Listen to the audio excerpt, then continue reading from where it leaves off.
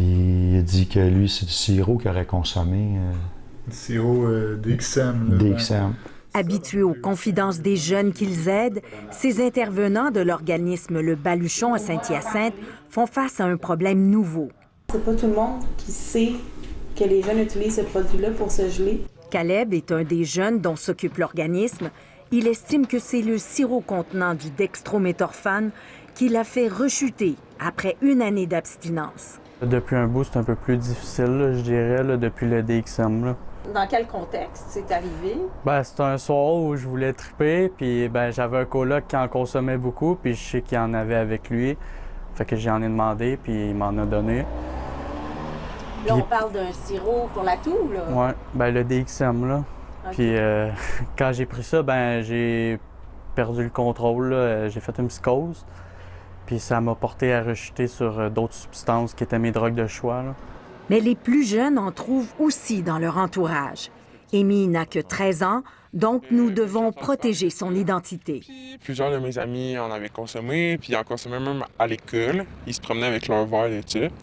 Puis ça se procure sur les tablettes de la pharmacie, fait que je suis allé m'en chercher. Il y en a vraiment partout. Genre, tu vas dans des parties, il y en a, puis tu t'en fais proposer quasiment par tout le monde. Là. Tout le monde est rendu avec ça. Puis le monde boit souvent dans la bouteille.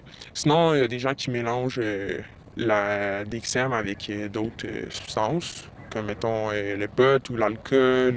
Impossible de mesurer l'ampleur du phénomène, mais Régent Sauvé, qui est éducateur depuis 8 ans, n'en avait jamais entendu parler avant ce printemps. Quand c'est rendu que j'en trouve dans les parcs, plus que des botches de joint, plus que des bouchons de bière, oui, pour moi, c'est problématique. Ce qui est nouveau, cependant, c'est le taux d'augmentation de jeunes qui expérimentent ça. Un sondage mené auprès de jeunes Ontariens démontre que le nombre d'adolescents à avoir consommé du sirop DM a doublé. Cette enquête-là a révélé qu'en 2015, 6,4 % des adolescents, hommes et femmes, jeunes femmes et jeunes hommes, avaient admis avoir pris ça au moins une fois. Et en 2017, donc 2 ans plus tard, on était rendu au-dessus de 11 %.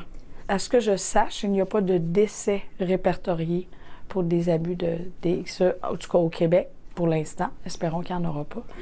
Les intervenants du Baluchon sont entrés en contact avec les écoles de leur secteur. Il y en a qui en volent à l'étalage pour le revendre dans les écoles après. Comme ça coûte moins cher que de l'alcool ou certaines drogues, puis que ça fait un job, ça se consomme bien, comme du bonbon. Ils ont plus de facilité, en tout cas, à acheter ça que de la bière. Il n'y a pas de questions qui sont demandées. L'Ordre des pharmaciens du Québec a déjà limité l'accès au grand format.